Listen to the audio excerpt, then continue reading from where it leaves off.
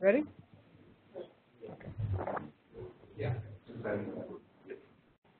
Hello, everyone. Good morning, and welcome to the Institute on the Environment here on the St. Paul campus of the University of Minnesota Twin Cities, and welcome to the Sustainability Education Summit.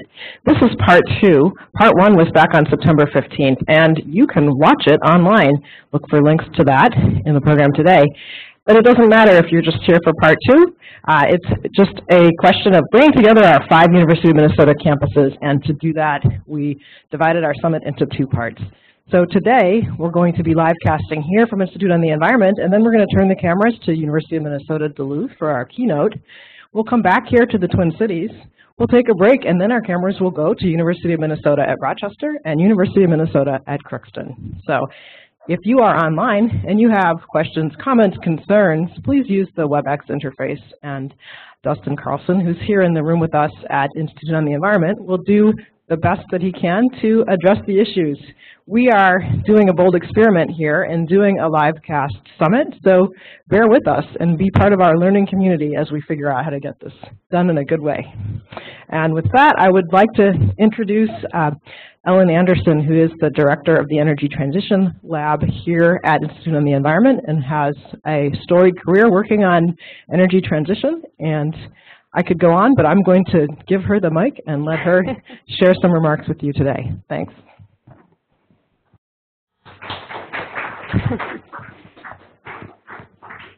All right. Am I live everywhere across Minnesota? That's really exciting. Hi, everybody across Minnesota and here in St. Paul. It's lovely to see you all this morning. And thank you so much, Beth, and thanks for inviting me to participate here. Just to give an introduction to the day, and it looks like a fantastic and wonderful day, and you have some really terrific speakers. So I'm glad to be here. And I think my mission today, for just a couple of minutes at the beginning, is to say why I think sustainability education is really awesome, and why and how we kind of talk about it in our world of energy transition. So I'm just going to touch on a couple of those things quickly. So why I like sustainability education, why sustainability education is essential to good education, in my view. And it's all about a systems approach rather than a siloed approach.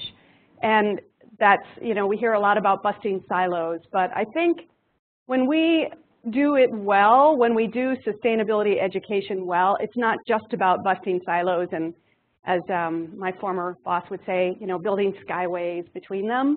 It's more about reinventing how we look at the world and how education plays a part in that.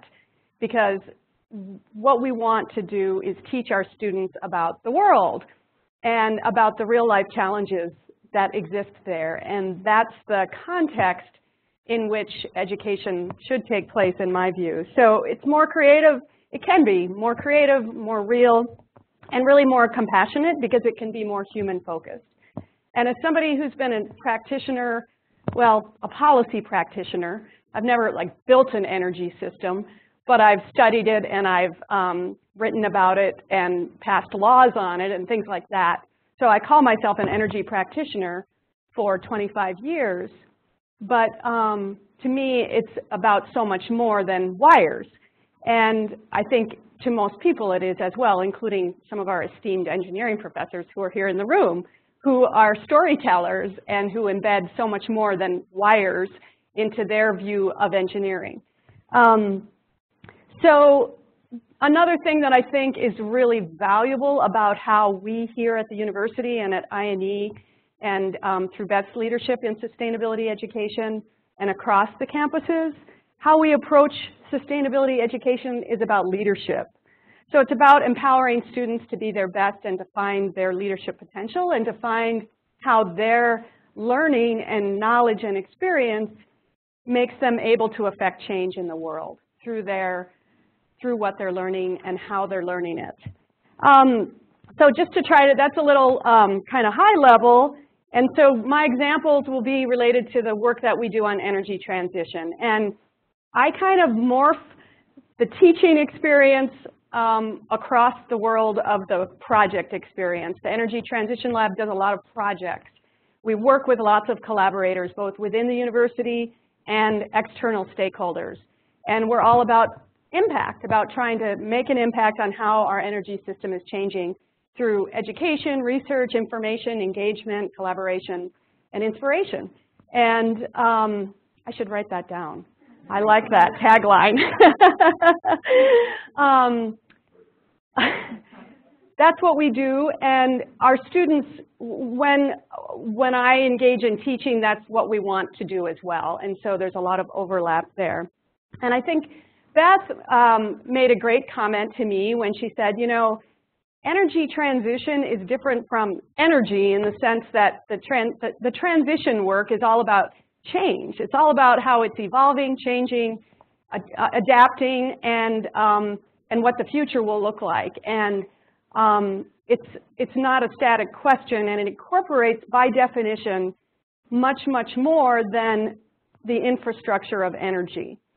And that's why when we work on energy transition, we have to bring in people with expertise and knowledge in law. You know, when I started working here at the Energy Transition Lab, I was at the law school, and I would tell people, oh, I direct the Energy Transition Lab at the law school, and they're like, what does law have to do with it? It has a lot to do with it, people. So that's all I could say. We pass laws. That policy matters. It determines the future of how things work oftentimes, and it helps to drive markets and drive technology and drive implementation and adoption of technology. We obviously have to work with policy experts and policy makers. We work with engineers. Economics is a critical part of every decision that's made in the real world in energy. Is what is the cost? Who pays? Who benefits? How do you determine value? How do you measure cost? What things do you measure and what things do you ignore, like externalities? Design, art. How do we put this together? How do we make it pleasing? How do we have energy infrastructure that people want to have be part of their community? And of course, I didn't even talk about health and the impact of our existing legacy systems on our health and on our quality of life. Psychology, education, there's so many, you know, pretty much every discipline, I think, has a place in this discussion. And so when you're looking at things holistically, you need to engage with people who come from those disciplines. Likewise, you need to engage with outside the university. You might not call it a discipline, you call it, you know, where people live, what sector they work in, what they do. And so just a few examples there. You know, when we talk about the sustainability, kind of the triangle, it's economics, environmental, and human impacts, and that's pretty encompassing, but I would say it goes even beyond that. And we talk about our work as being at the intersection often of technology, policy, and markets with an umbrella of humans and social context and equity. So a few examples of what we do at the Energy Transition Lab that I think illustrate some of these ideas. So we hosted an energy storage summit this fall, and the focus areas and the people that we brought in that were experts to talk came at it, the question of energy storage, from 3 different major areas of focus: 1 research, 1 implementation, 1 policy and regulatory. And you often have conversations in one of those areas, one of those buckets or silos, but having them talk with each other made for a rich and deep conversation and a lot more learning and sharing of ideas and more inspiration about sort of where do we go from here. We have worked with students in something we called the Sun Delegation a couple of years ago, and we turned that into a class where I co-taught with Professor Imbertson, and we had dozens and dozens of students involved, and they learned about energy systems and how they work and how they evolve and change, both from a policy perspective and an engineering perspective, but they also helped the university develop the information they needed to decide to deploy over 20 megawatts of solar. So they had a real-life impact. And we have lots of examples like that. I think I'm out of time, so I'm going to slow down there and just say that part of our work has been very intentionally partnering with other campuses like Duluth, Professor Hoxie at Duluth and NRI on their renewable energy work, and Morris and their fantastic energy goals, and we've worked together on analyzing energy storage opportunities and solar opportunities across these campuses. And so I think I just see a big network when we kind of envision what the universe is that we work in. It's a network of connected parts, and that's what makes it powerful, and I think that's what makes for really great sustainability education. So I'm so glad you're all here today to talk about what makes for great sustainability education and how to be part of that. Thank you again for including me.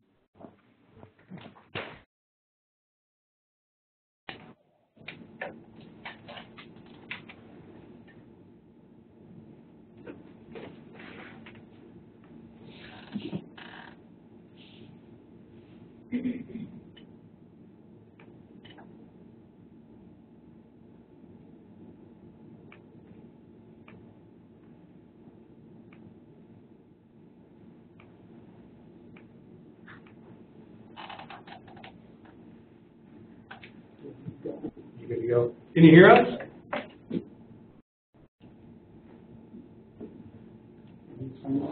Yeah.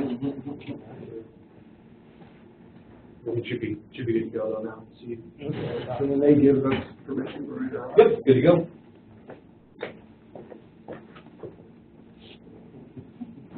Think they have a song?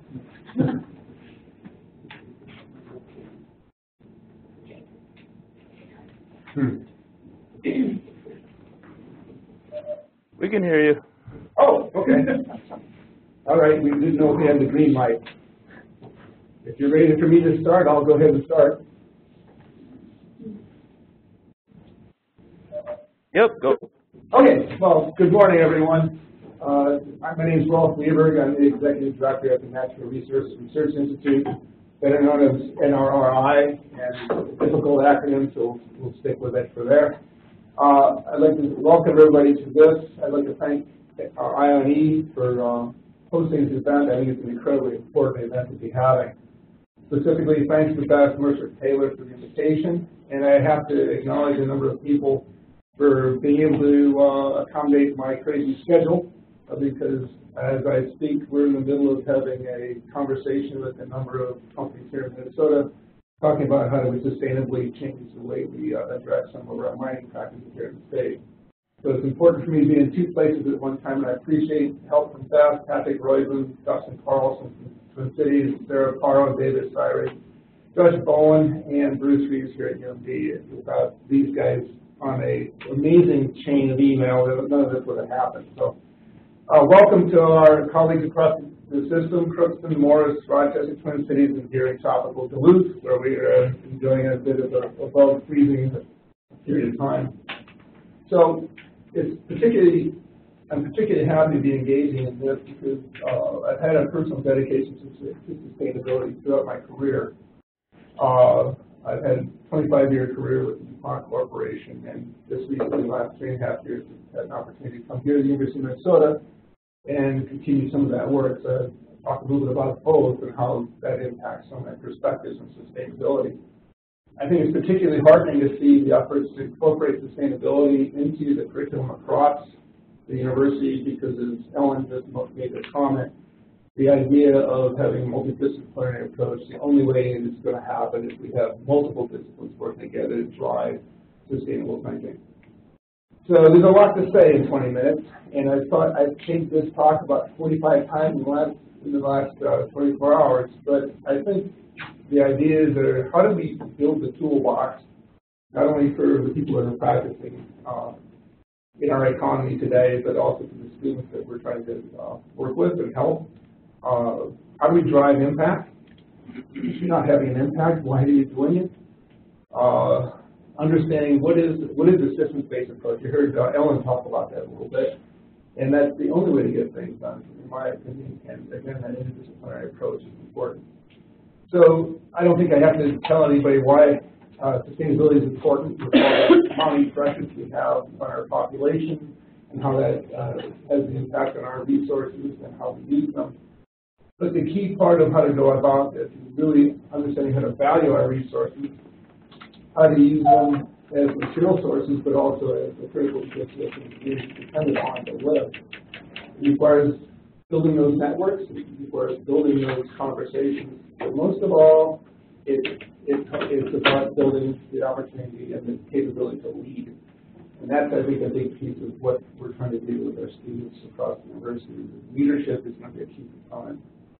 So in section 1, the speaker there talked a lot about the intelligence to make good decisions, whether it's moral intelligence, emotional intelligence, space intelligence, and I think I'm going to kind of jump off from that point of view and share some perspectives based on my experiences and kind of focus on 3 general ideas the way I think about it. One is, how do you define your values in order to, because your values really are the underpinning of how you make decisions. Second is, how do we educate and engage? Engage is the most important piece of this conversation. But then how do you educate not only yourself but others? And then finally, how do you drive sound decisions? And more importantly, what is a sound decision? I think we can try to get as many answers as we have people in the conversation today. So during my career at DuPont, my corporate experiences probably formed a lot of what I'm doing here today. But at the corporate level, sustainability was considered a core value. In other words, we didn't make a decision. That was one of our core values, the pieces that we made decisions based on. Sustainability is also globally driven. I think that's something that people don't all the time understand or believe. When we're working with the Office of Sustainability within the corporation, no product went out the door unless it met those criteria for sustainability. An example, we had a brand new product that did everything anybody wanted, but it had a little teeny bit of a surfactant you couldn't detect if you tried. But the fact that it was there, we had to reformulate the whole product because Europe wouldn't accept it. That's an economic argument. I'll come back to that conversation. So when you think about how do we run through the values, the education, engagement, sound decisions, there are economic impacts, and there are ways to have those conversations and drive the conversation. So what is NRI? I'll spend a moment there and what the, what is NRI and how does this speak to the sustainability conversation? And I would say that sustainability is really core to the NRI mission. When we talk about our golden triangle, if you will, that we're showing on the screen here, the environment and resources generate the economy, not the other way around. If you have that working, you can support communities. But the gray areas are the important part. It's a part of reinvestment. And I think the idea of reinvesting back into your economy and back into your resources and environment by the communities is the most important part of the balance. And that's mirrored in our conversation about what we talk about our mission is, which is to deliver research solutions. And solutions is an important word. An answer is one thing, a solution is much more comprehensive. And you're going to hear me hammer away at that word comprehensive over and over because solutions are important. They're evergreen. They have to continue to live, and if the solution isn't comprehensive, you haven't solved anything. You just moved the maps from one place to another. But then, balancing our time and resources and environment through resilient communities. And again, resilient communities is an important term because it means somebody has a job all year, every year, which is another piece of sustainability. So the other thing is, the idea of having financial sustainability is as important as anything else, and that's a part of the way we have to drive our communication. So, without going any further than that, I think the key decision points we use are how to reduce waste. Waste is bad business. That's an economic argument. How do we drive value so that we're being able to capture the true values we can afford to take care of the entire conversation? And third, how do we engage and embrace sustainability as a competitive advantage? I'll give you one example there, then we'll move on. As part of the Building Innovations business team, I was the global technology manager for that effort. We were burying tons of waste a year globally. Over a 2-year period, we went to 0. That was the right thing to do. It saved us money. It reduced our impact, but our market share also went up significantly in Europe, where it's highly valued. it is a competitive advantage. So this is something that we have to be thinking about as we talk about how to engage and how do we talk about what's the right choice, how do we communicate it. So when we talk about sustainability, there are all kinds of definitions ranging from an endurance, balanced values, but I really, the Onondaga Nation, the Seneca, which is actually where I moved from to come to take this job, really speaks to me as thinking out there for those 7 generations ahead of us. We have resources, how do we use them? How do we use them so there's something left? So one of the things in the way, one of the things we have to consider when we talk about sustainability and incorporating sustainability into our toolbox and what we do, one is mindset. It's understanding what the cultures are that we have to engage, where people are coming from and what they value. If you don't start there, you're talking past people. Second, this is complex. There are no easy answers. One of my mentors at one time talked about wrestling an octopus, and I think we were trying to think about animals that had more appendages. This might be more of a centipede. But these are very, very difficult questions that are faced in society, and it requires a comprehensive approach. There's that word again. It needs a sustained effort. This is not something you go solve it. Oh, we brush our hands off, we're all finished. That does not happen in the real world. It's got to be multidisciplinary. I'll hammer that as well as what Ellen said. The silo nature of solving problems is not going to be solving anything, and quite frankly, is going to leave us in the dust economically as well. There's another argument. It's got to be data-driven. A lot of the conversations we have are arguments, and arguments don't solve things. It's got to be data-driven, not emotional, and I think that's a big piece of how we have to work in a multidisciplinary nature to help drive those conversations. Communication is absolutely critical because one word means another to somebody else. And understand, for example, when you talk about economic development, a lot of people think about that word and react to it because it usually means somebody lost. How do we talk about the economy of the future? Everyone wants to talk about that. So I think those are the kinds of communication tools I think we need to start using. And of course, anything that gets done is socially judged immediately. You know, whether it's Facebook, LinkedIn, or whatever, there's immediate judgment, but that's something we have to be able to understand, on board, and again, that's part of the mindset we're trying to work with. So, you know, the question is sustainability really enough? Is everything really sustainable? And of course, the answer is no. Take mining, it's not sustainable at all. You take it out, it doesn't grow back. So we do need it. It's really how we drive responsibility.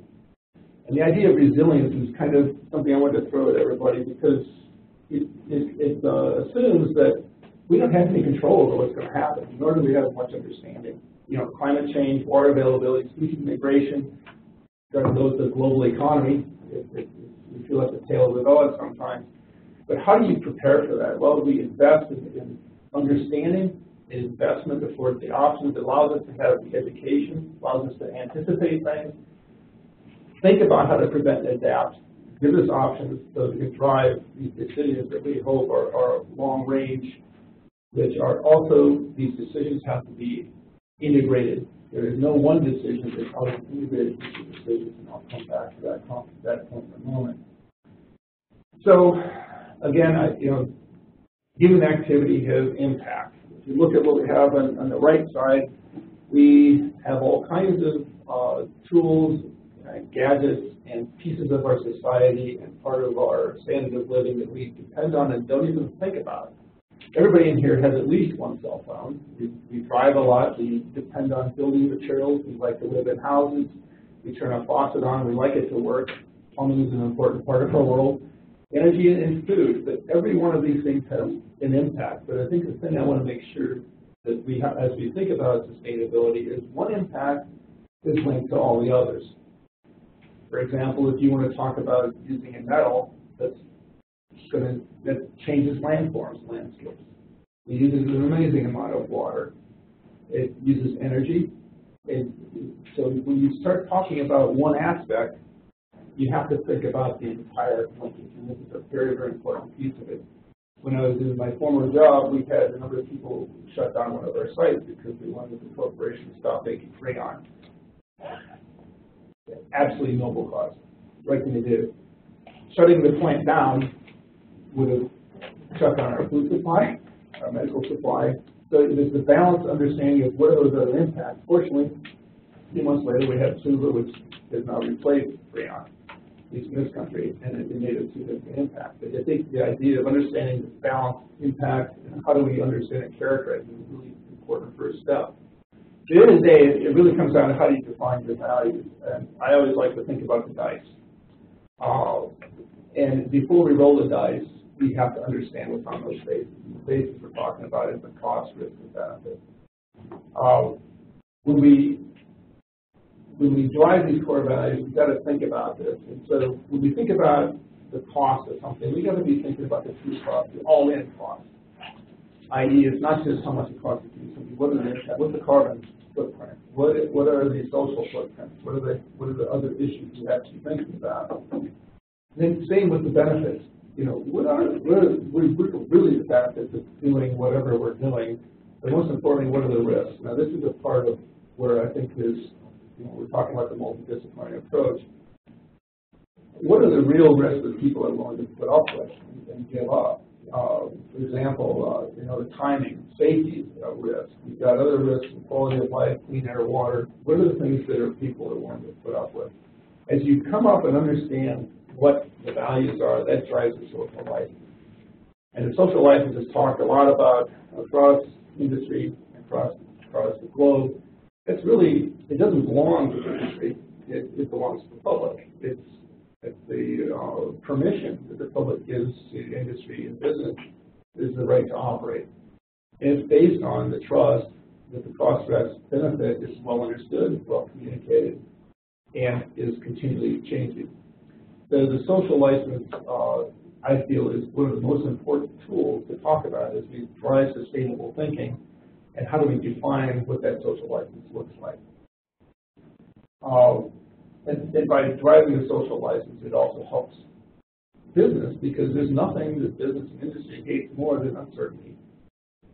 If they understand what the target is, and it's based in good science, it's data-driven, it's much easier to have a target than to wonder where it's going. So there's a need on both sides of all these conversations for definition.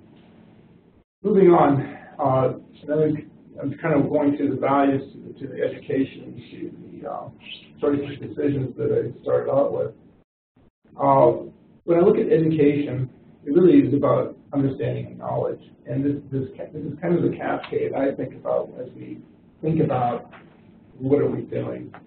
Engagement and understanding, I think, is one of the most important first places to start.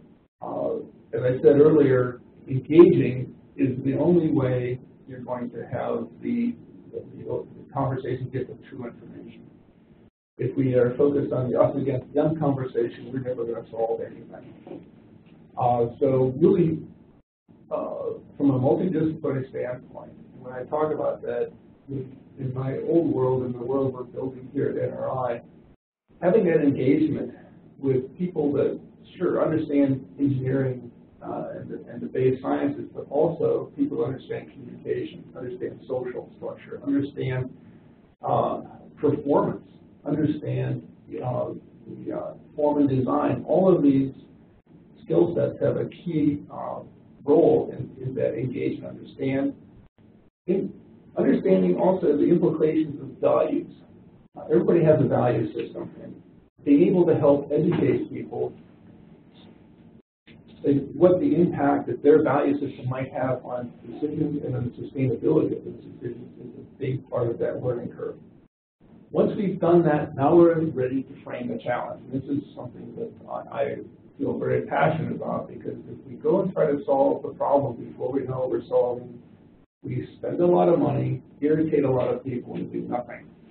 So I think the center point in that conversation is how do we frame the challenge by understanding the implications, engaging in understanding. Then we drive forward with identifying the integrated team, and then just define a portfolio of options. Notice we have not made a decision yet. I think it's very important as we work through the idea of building a toolbox for sustainable thinking. I think that's what I've seen work, and that's what I think is an approach. So that's nice, but how do you socialize that knowledge? It's get the communication. And again, know the audience, understand the value of what you're talking about, but most importantly, speak the language. Now, this might be somewhat controversial, but at the end of the day, it comes down to the money. And I learned this the hard way several times by bringing solutions to the table, and nobody cared. It's what I can do, but until I could monetize it, it didn't matter. And while that sounds crass and perhaps uncomfortable, that's the way I believe to be able to talk about driving sustainable change. Because if it's important enough for somebody to speak to their value system, it usually always comes down to the money. It's unfortunate we can't make decisions as a society based on just wanting to hear birds sing, but if the birds can sing, but we're also avoiding landfill. If the birds can sing, and we're also have a payback where secondary use of materials actually becomes a value stream. That's the thinking, looking at that, at solving these problems from a multidisciplinary standpoint, and looking for those linkages that make those kinds of impacts. Once we have our options defined, which turns into choices, and we can group them into what we have on the left, avoid, conserve, reduce, replace, abuse, recycle. We've seen those words a lot. But what are those choices that drive, as we think about our cost-risk benefit, as we engage across the stakeholder group, and as we onboard new ideas, which is very important, how do we develop that integrated decisions portfolio that addresses what we're trying to get to? It's not one decision that makes that up, and I'm trying to make sure that's very clear. There's a group of decisions that address a given concern.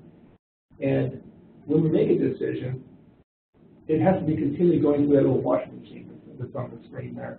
We have to be continually doing it. I think a lot of times when I've seen when people want to deliver a sustainable solution to something, here's the solution, you can't walk away. Because it's going to change tomorrow, as I said with the resilience conversation I had earlier. And I'd liken this a lot to driving. We all have driven here today, perhaps. One of our colleagues drove up here from the Twin Cities today.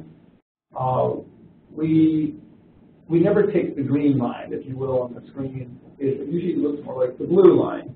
We have a general idea we want to get from point A to point B, but about every 20 to 30 milliseconds, we're making a decision as we drive.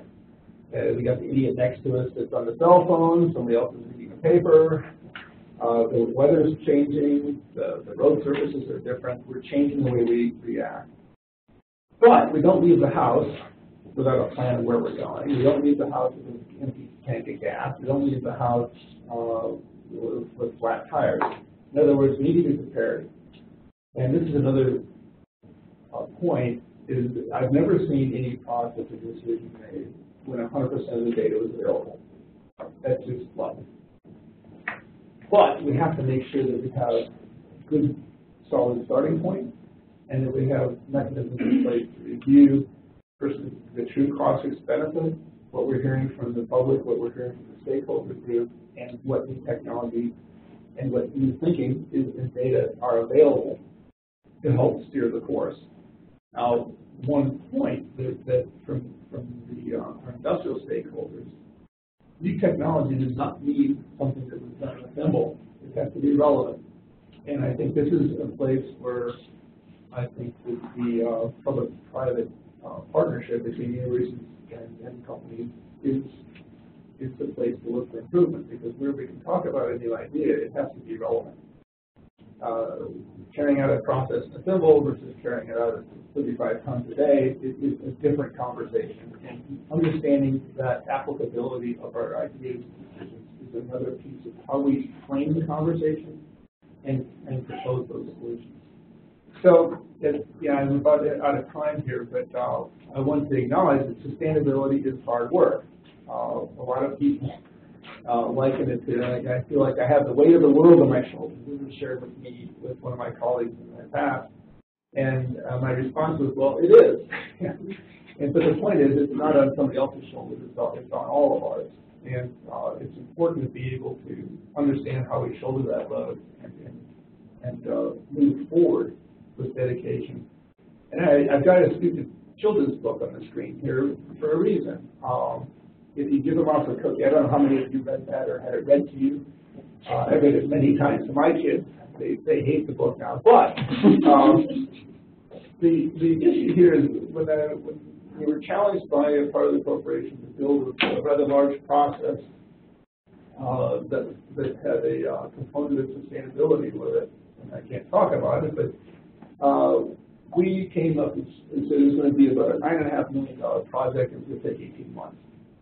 So they turned around and the boss said, well, you've got $5 million in 6 months. It's got to be done by Christmas. And of course, our first response was, you didn't hear it. And he said, no, you didn't hear me. Read this book. And honest to God, he had us read this book. And we did, because he was the boss. But the point is, the idea of success breeds success, and taking these really gnarly, ugly-looking problems and breaking them into pieces, and finding those, and then communicating those successes is one of the, I have found, one of the most useful tools to drive the conversation forward. So children's books are applicable to sustainability as well, referring back to Ellen's comment about breaking down silos. But I think the final comment is that this approach is absolutely got to be a part of everyone's toolbox. We're here to get prepared. It's a huge focus, I think, it might be deliberately so, of the university to drive this across. We need to be preparing today's leaders as well as tomorrow's. It's great to see tomorrow's leaders sitting here in the room and across the campuses. The key point is get engaged. Nothing happens unless you go and get engaged. Sometimes it's uncomfortable. Going back to an uncomfortable conversation is boring. But if you don't engage, you're not going to make the point. But the point is, get started. And that's the last point I'll make. That was again one of my mentors from some time ago. Was, if you're not willing to go and get started, you're not going to have that impact.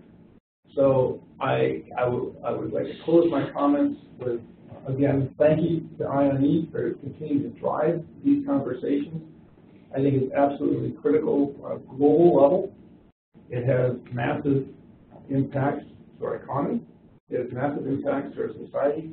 And quite frankly, it has massive impacts to the blue ball that are in the middle of nothing. So thank you for your efforts.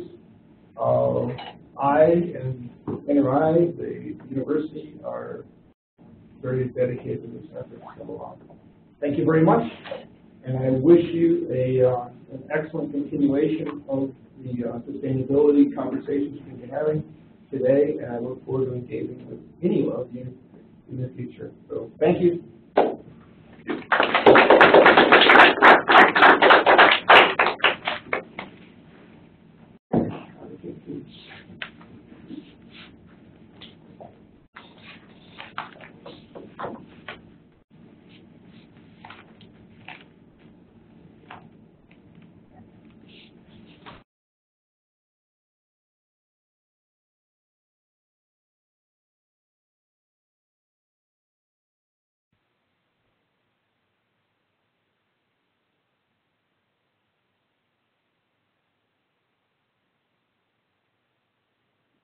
Okay, yeah, sure.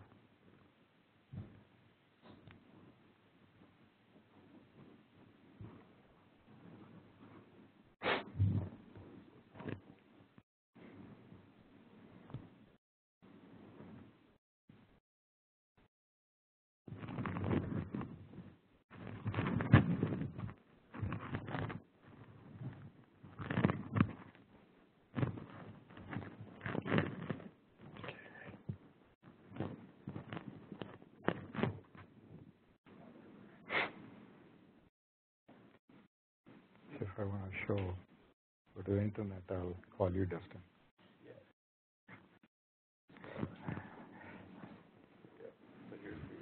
Okay, yeah. Yeah, good morning, everybody. Thank you very much, Brett, for inviting me. And so this is, I'm a professor of electrical and computer engineering. This is my 43rd year teaching, so that shows my age a little bit. And so, talking about children's book, how many of you have heard of Henny Penny? You read your kids that book, right? The sky is falling. I think it really is falling. Okay, that's my point of view. So that's what drives me. It can be very depressing. So what are the options? Go on Valium, or do or do something about it, right? And make money in the process. Okay, so that's really my take on it. So anyway, I'll tell you about the courses that we have developed. I'll keep it short because I have some questions for you. Okay, at the end. So this is an article that I recently wrote in a newsletter that goes to all the ECE department heads in the country, and it really was the topic was can it also help the ECE renaissance?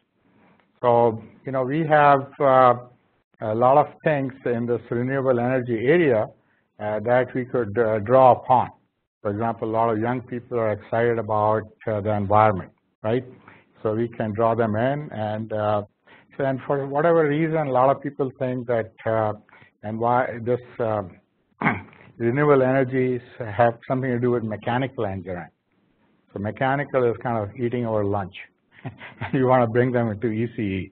But not only that, any STEM area that these people want to go into, that's fine. So that, just connect the dots and you'll see that our enrollments are somewhat flat. Actually, they are going down. If you see electrical engineering, they're at the University of Minnesota, they are going down, whereas mechanical is so much larger. It's going down a little bit, but chemical engineering is a little bit of an anomaly because we have, country's foremost chemical engineering department in the top 3. We're in the top 20 or something, or top 30. So we're not that good. Okay, you want to be there in top 3. But anyway, so this is a course that we have developed, 1701, and Energy, Environment, and Society. And so it has burgeoning enrollment. So we taught it in spring of 2017, and we had 53 students, and last semester we had 98 students. Okay, so, and there's a website here, I'll not go to that, and you can see that a lot of the course material has been put on this website. Okay, so what is this course about?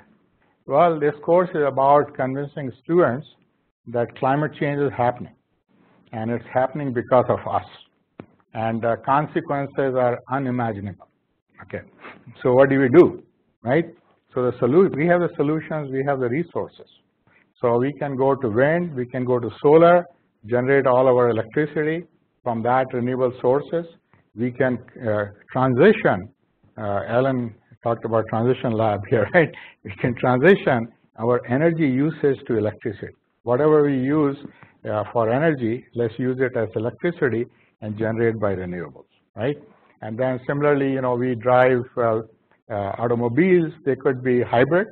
They could be hybrid, of course, but they could also be electric. Okay, so transition to electricity.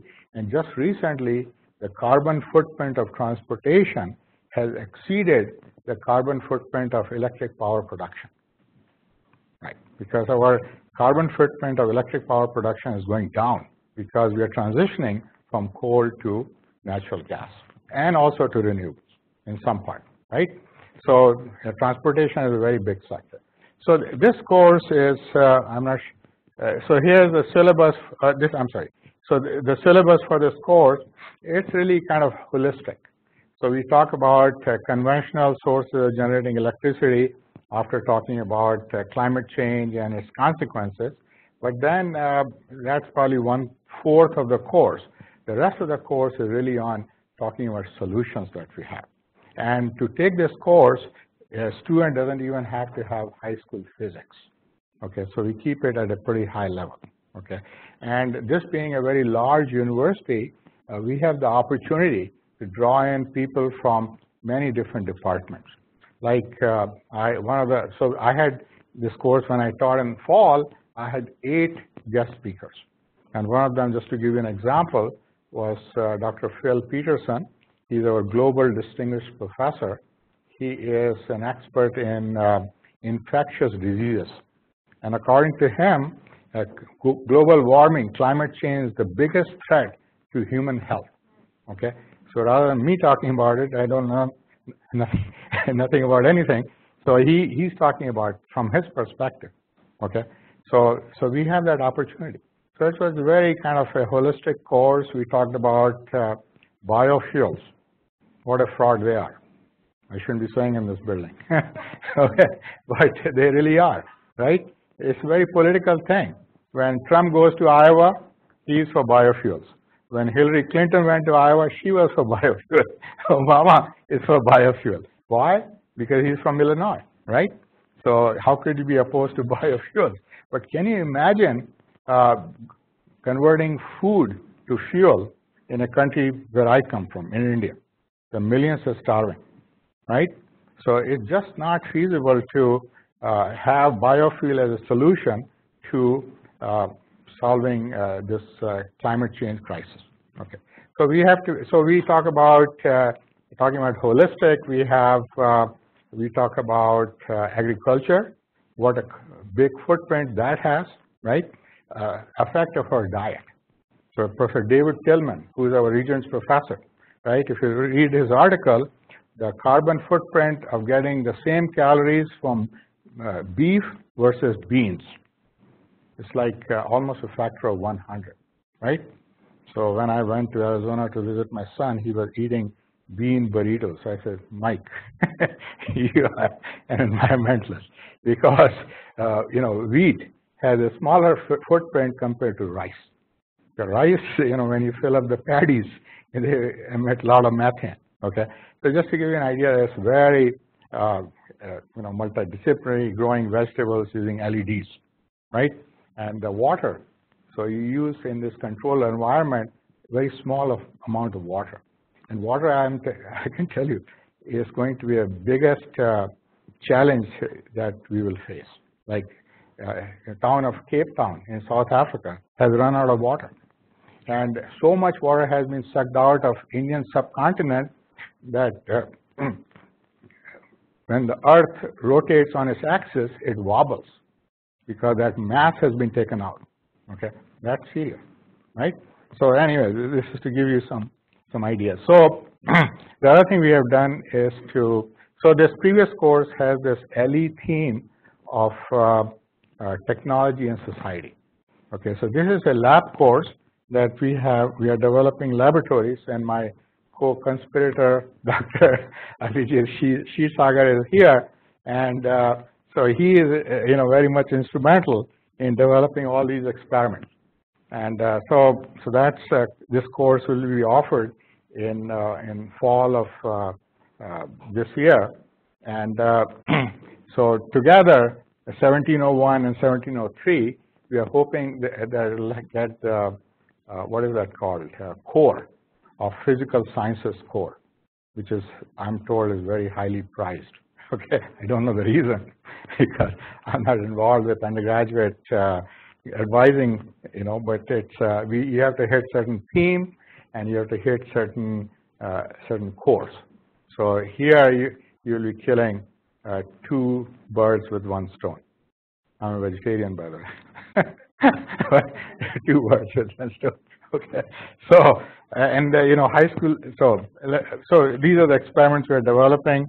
Very simple, wind turbine, photovoltaic cells, and so the other thing is that we are promoting these courses in high schools. So many of you probably know we have this College in the Schools program, and so how many of you know College in the Schools program here? Okay, right. Looks like everybody. And so right now only 2 high schools are teaching it this year. Harding High School, which is in St. Paul, and also Avalon, which is a charter school, also in St. Paul, right? So and also this is a course I think which can be taught in any public high school, or not even public, private high school, right? Because it doesn't require physics as a prerequisite. And my dream is that this course becomes a required course at University of Minnesota, class of 6,000 students. Wouldn't that be nice? Can you clarify something for me? I don't know the program. Okay.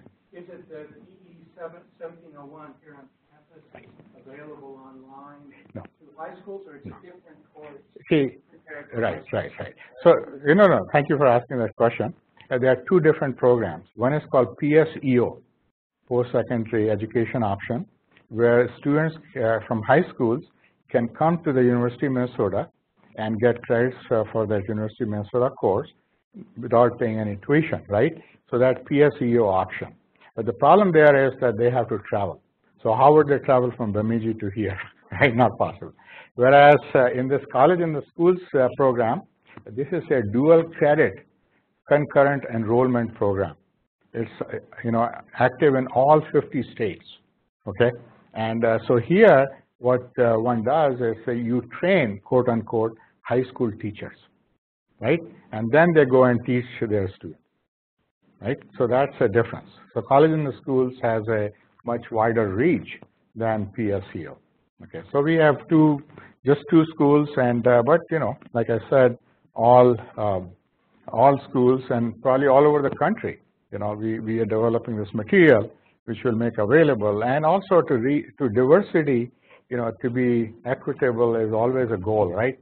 So if you look at some of the schools, one of the schools like this Harding High School, it has about 1,800 students, and it's a 92.58% minority.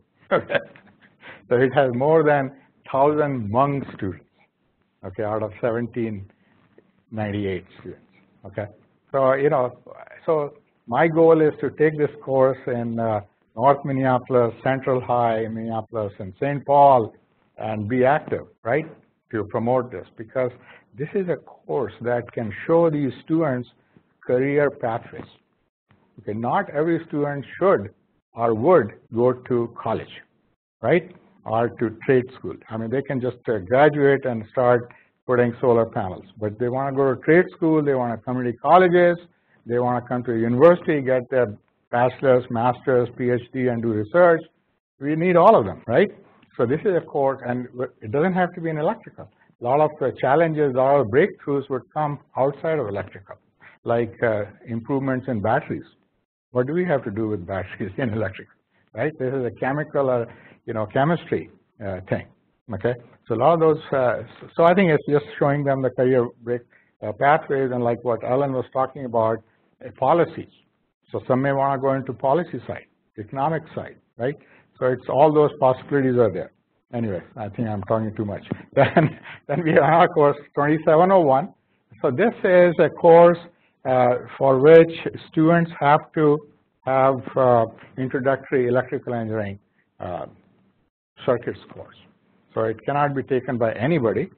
You have to have that as a prerequisite.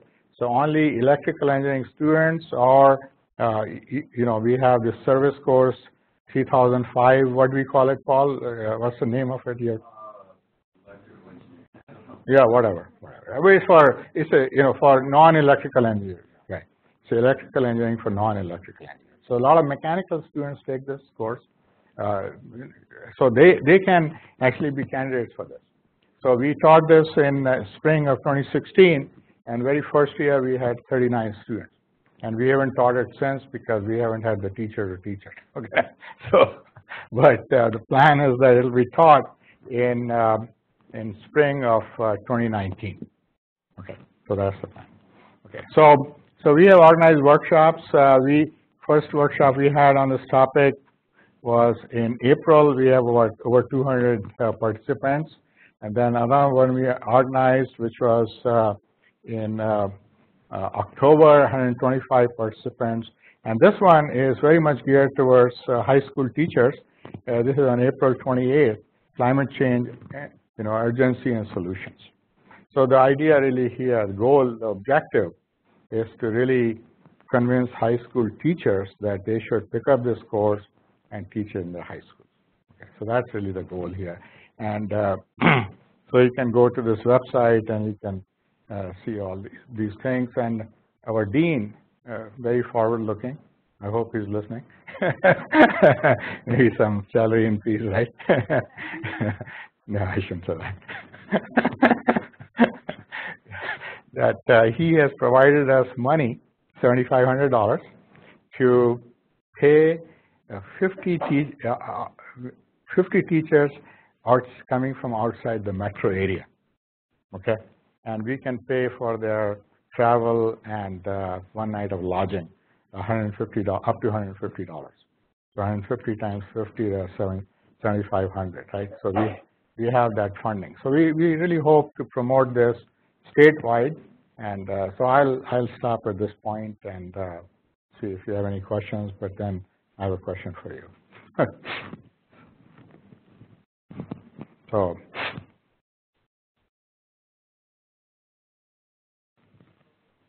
okay. So you're running on.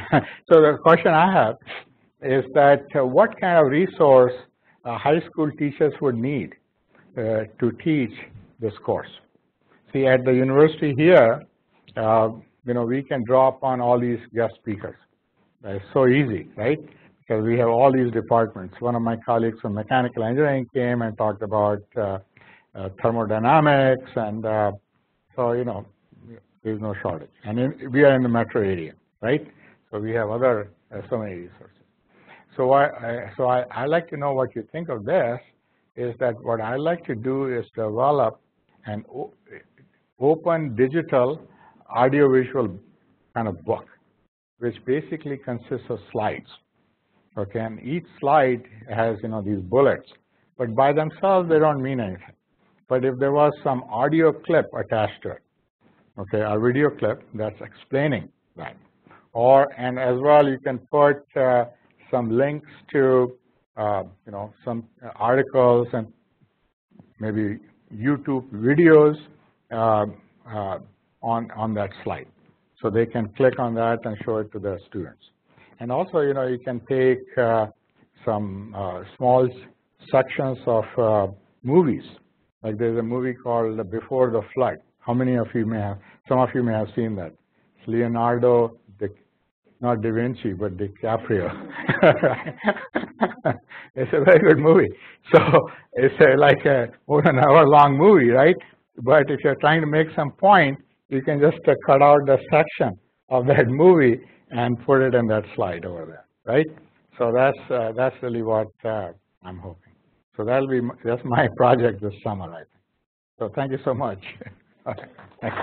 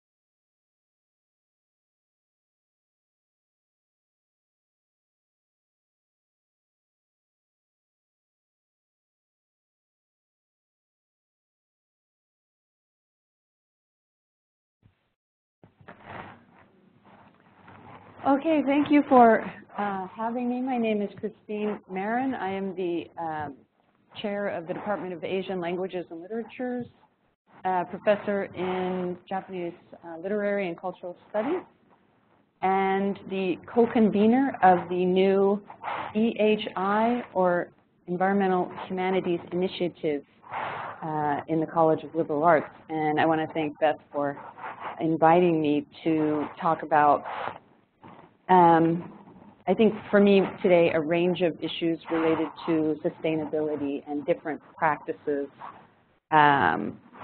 within my classroom, and then as related to the Environmental Humanities Initiative.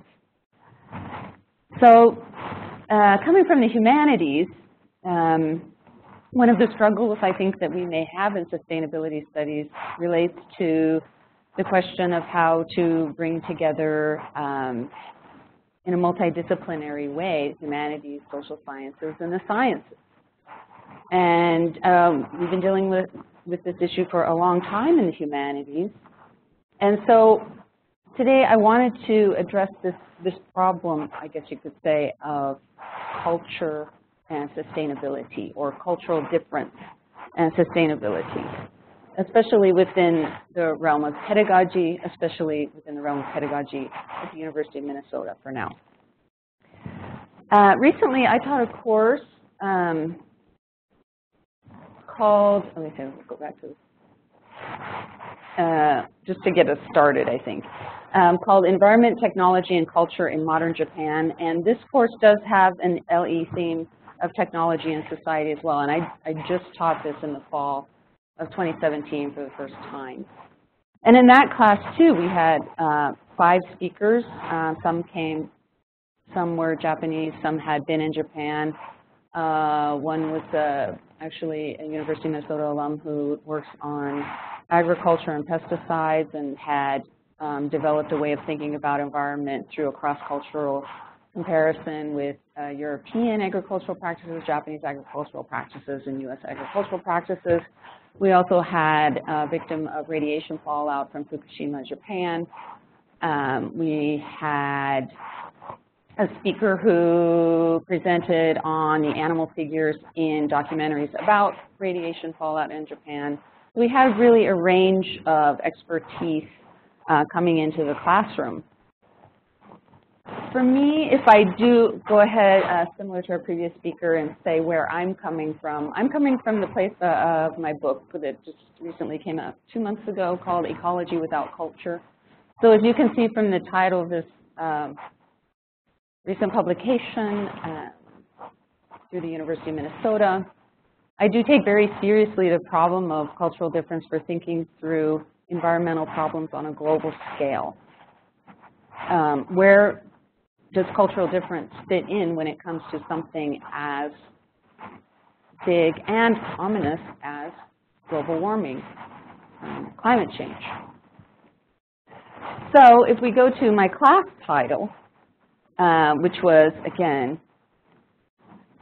Environment, Technology, and Culture in Modern Japan, this was a bit of a compromised course title for me for 2 reasons. The first was that it gives an impression of Japan as this sort of monolithic whole, when in fact we know that culture is made up of debate. Or we could even just look at Japan and its climatological diversity. The archipelago stretches from Hokkaido, which is very much like Minnesota in terms of snowfall, and it goes all the way down to Okinawa, which is very much like Hawaii in its climate. People live quite differently along the archipelago. But putting climatological difference aside, another reason that it's difficult for Japan to be considered some sort of monolithic entity is because it's a technological powerhouse. It's a highly industrialized nation. It has far more in common with industrialized nations than it does unto itself, if that makes sense to you. So the problem of Japan for eco-criticism, given these 2 just basic points, is a problem of what to do more broadly in area studies. So where do you bring in, I guess on a theoretical level, the problem of cultural difference for sustainability studies? one of the reasons why I wrote Ecology Without Culture is because I do feel often the non-West is brought in sometimes as an antidote. Let's go to the non-West and see if they have great ideas for how we can solve sustainability issues. And I think there are two problems associated with this. The first one is that it does deny, highly advanced technologies in these nations and the affinities among industrialized nations, no matter where they are. The second is that it introduces a question of transhistoricality. That is to say, it introduces a sense that maybe there hasn't been radical change among Asian non-Western nations. There are other things that we could point to with regard to how it can be problematic to be thinking in terms of Western modernity versus non-Western modernity. And maybe another way to think about it is just to look at two views that articulate kind of two approaches to how to think about sustainability studies in this global context and area studies. So the first one is Prasenjit Duara, who's a historian now at Duke, who has written an interesting article, short article that I mentioned here, Environmental Humanities, Sustainable Modernity in Asia. Then, this is interesting to me, parentheses, and beyond, right? So this is a talk description that says, so first in the article he says, engaged in the study of political ecologies, representation, alliances, and emergent values and new concepts of sacrality are of interest to him, and he says, quote, I reconsider the values and resources in Asian traditions, particularly of China and India, that Max Weber found wanting in their capacity to achieve modernity. Several traditions in Asia, particularly environmentally marginalized local communities, offer different ways for understanding the relationship between the personal, ecological, and universal, end quote. This is, I think, the more common way of bringing Asia into a conversation about sustainability. And I would offer it's a more problematic way to bring Asia into the conversation, because then Asia can be treated as a sort of trans-historical, oftentimes we're missing the history, we're missing radical change that occurred very quickly over time. We tend to treat Asia as sort of a victim of Western modernity rather than a full-blown participant. And so what's a different approach? Well, let's look at somebody like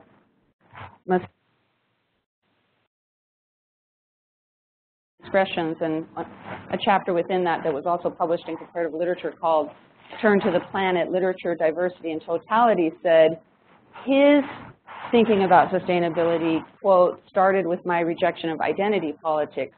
That means rejecting alliances and dedication to one's group, end quote. So his perspective is to always invoke this concept that he called, quote, planetarianism, but somebody like Gayatri Spivak in postcolonial studies would call planetarity. And so the idea here, this is much more, as you can see, radical approach, which is to reject all sort of, and he uses the word siloing of identities, or imagining that there are certain specific cultural ideas that get associated with specific identities. So his goal when he wrote Turn to the Planet was, in 2000, was to be very critical of the discipline of area studies, to be very critical of identity politics toward sustainability, toward environmental action. Okay, so these are our two approaches toward very broad, again, painting with a broad brush, what we do when we want to think about cultural specificity and sustainability, which is on a scale of the global or planetary.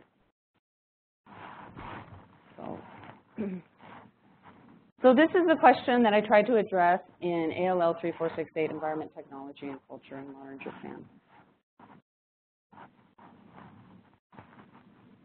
So I wrote this book, Ecology Without Culture, and yet here I am teaching a class on, quote, Japan.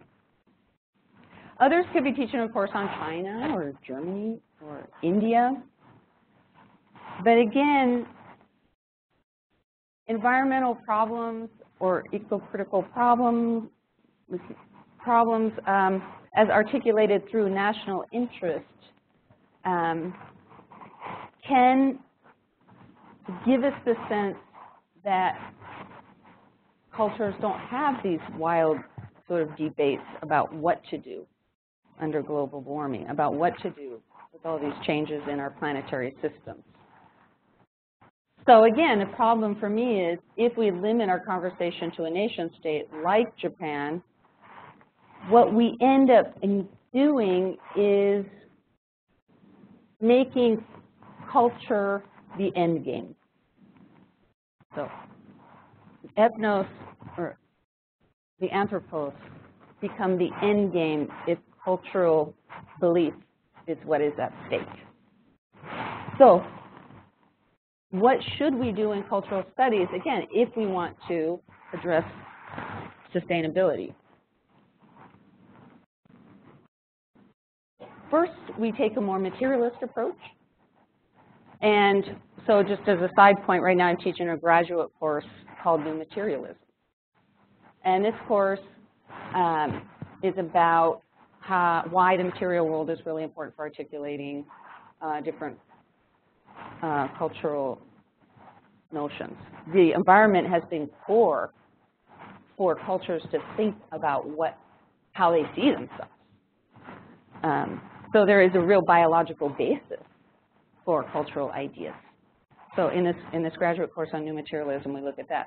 Also in Humanities, New Materialism is a kind of very interesting philosophical movement. It has many trajectories from material feminism to OOO, object-oriented ontology, and all these different really fun kind of ways in which humanists are trying to bring the material world into their practice, into their thinking, into their theory.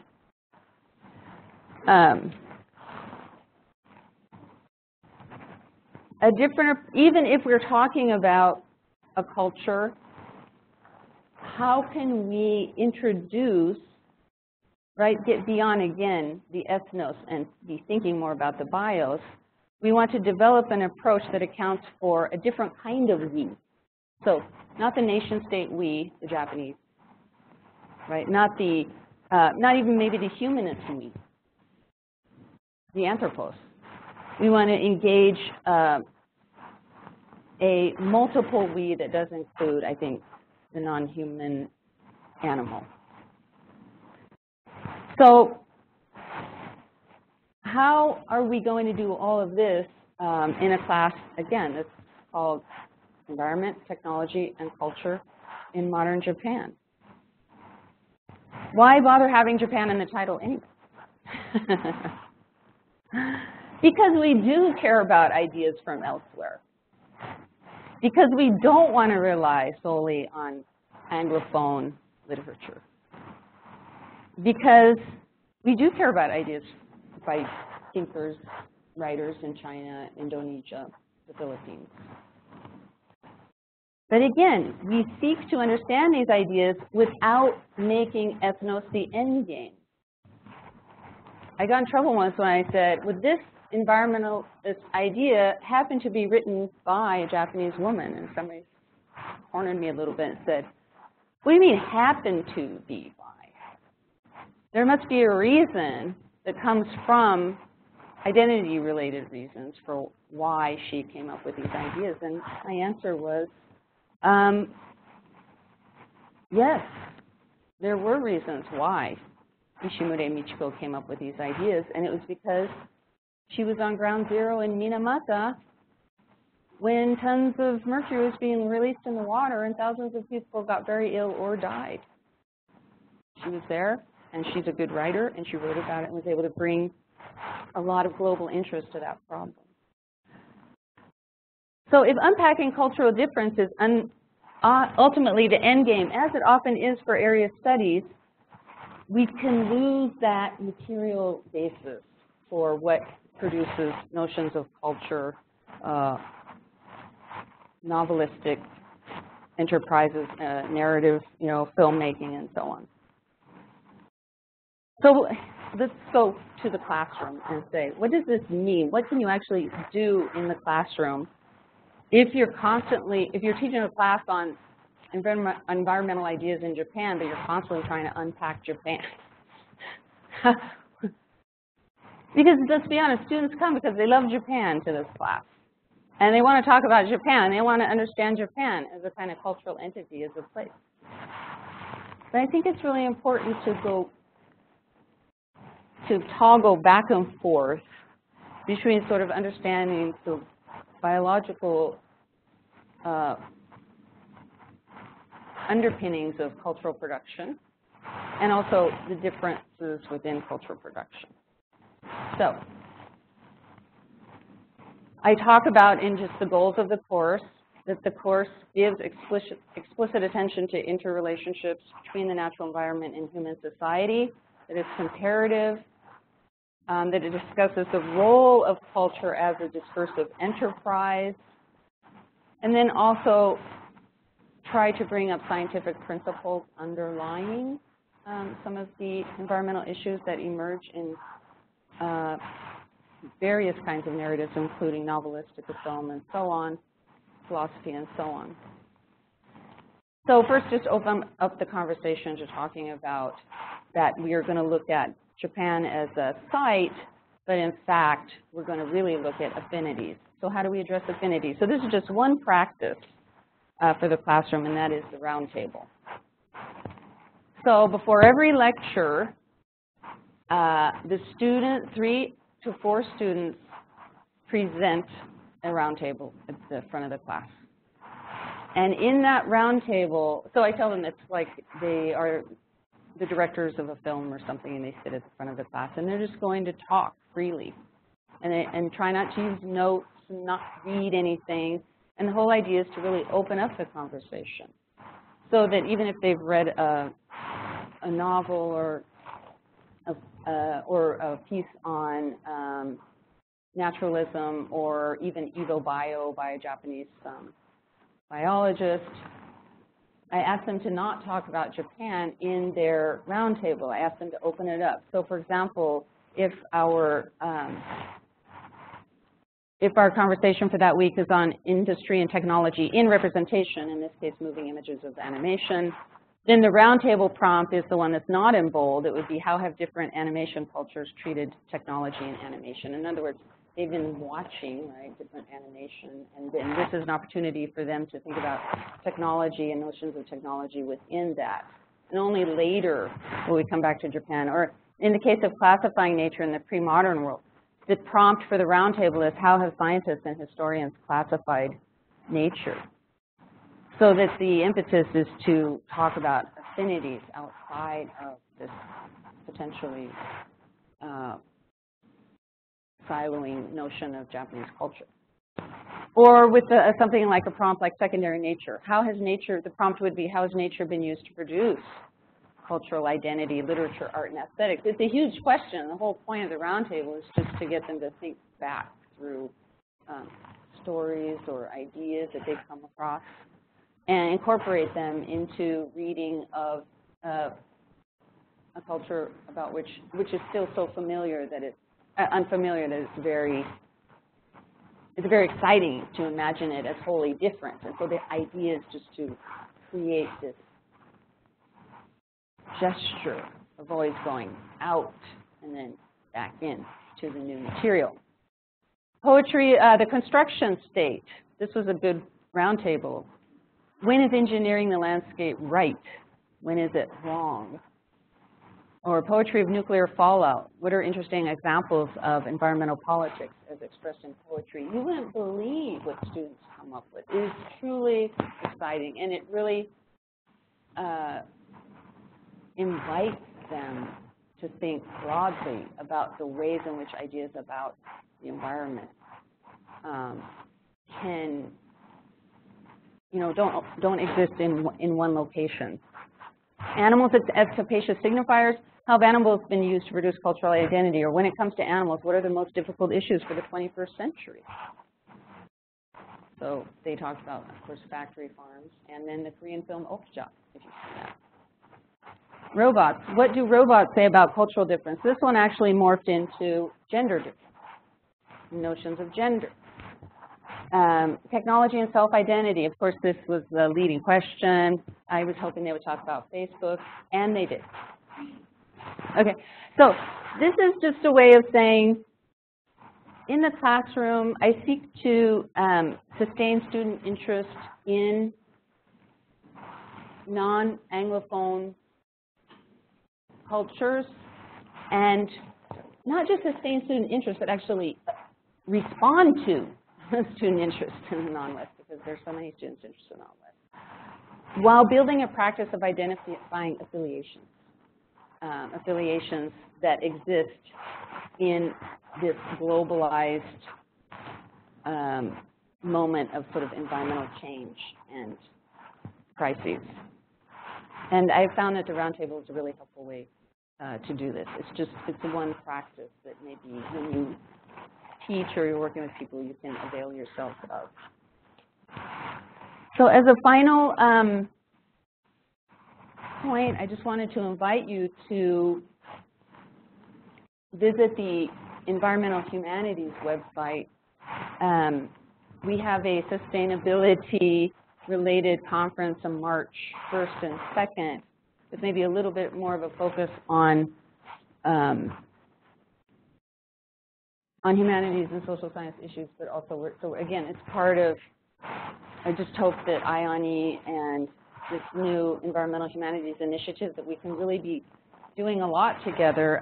So as you can see, we put up today's event on the website, and our primary, up to now, I've mostly been speaking about undergraduate education, but the primary goal of the Environmental Humanities Initiative is to help graduate students find each other, talk to each other, come together. So we do graduate student sort of workshops and so on, because we know that we do get easily siloed in terms of our graduate programming, because each department only ever has a handful of graduate students, and within that handful of graduate students are only maybe 1 or 2 graduate students working on eco-critical or environmental issues. And so we created this initiative to particularly help graduate students and faculty find each other, find sort of common language around issues of sustainability and environmental studies. So thank you again for having me.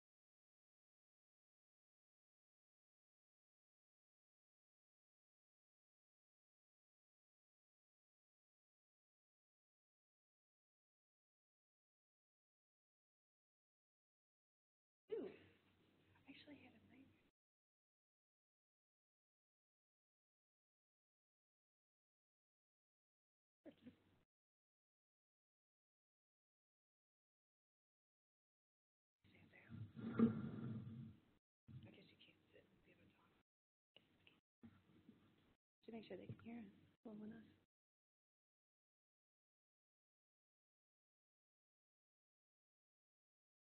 I know. I thought it would be like, me too. Exact same thing.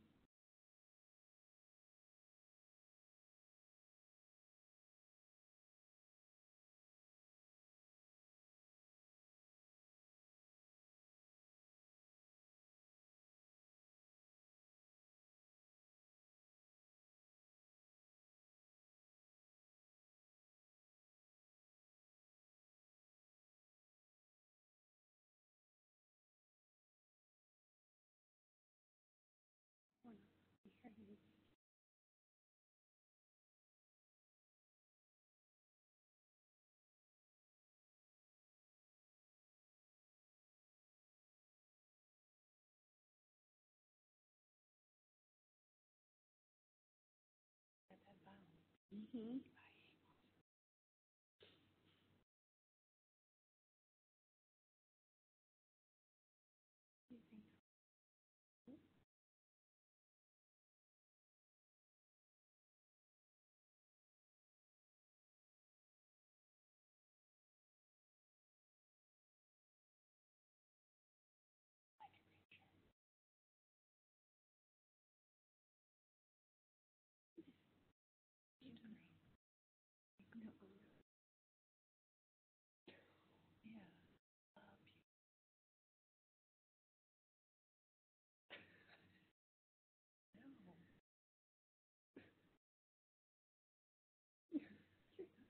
No, I am. That's my kid. Yeah, olive or even like lighter, vibrant green that's like neonish. It showed to me sometimes. But I like the color green. The other one is a green.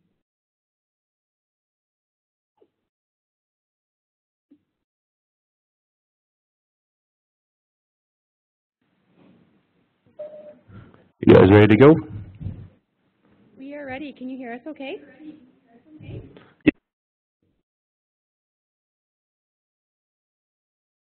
Can you hear us?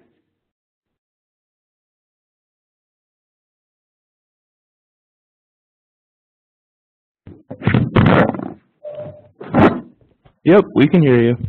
Great. Are our slides visible? Not that we see.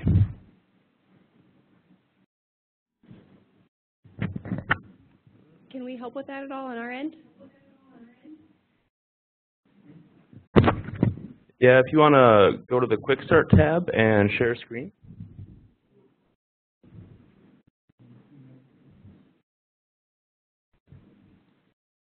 Can you tell me that one more time?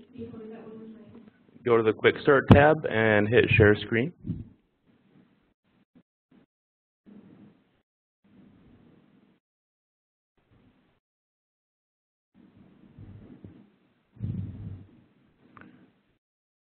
And bring up your slides.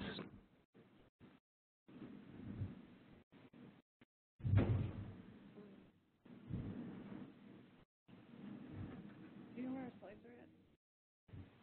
No idea. Oh. I don't know. So we sent our slides over email the way we were instructed, but we're not sure how to find them on this interface. Do you have them available? Can you pull them up from the email on your end? It'll take me just a minute.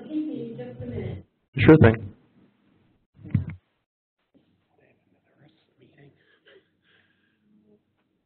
So they can't see this, right? No. Okay.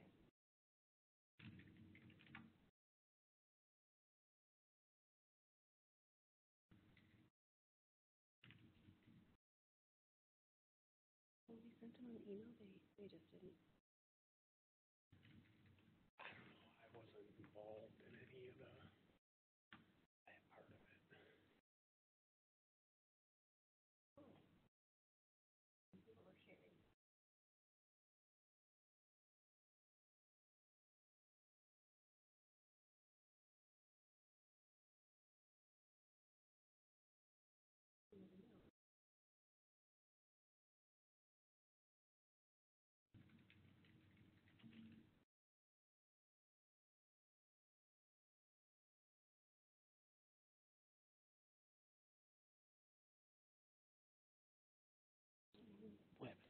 What happened?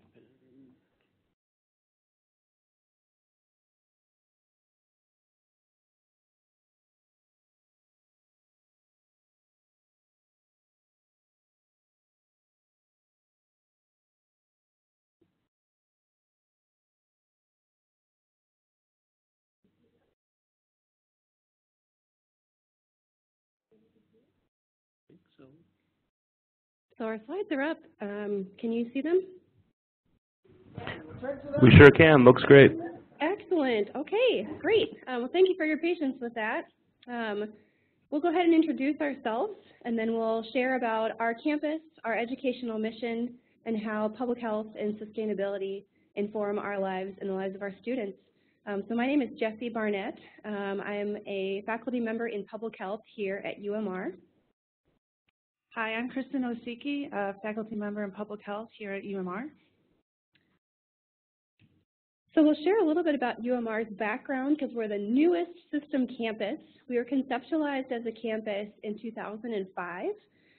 We've been honed to offer only degrees in health sciences and health professions, and we serve the community in which we're embedded. Our faculty, our tenured and tenure track faculty also have to publish in the discipline of teaching and learning. So we're kind of a fishbowl of teaching and learning for the health sciences, which is really fascinating for ourselves and for our students. We currently serve about 700 students.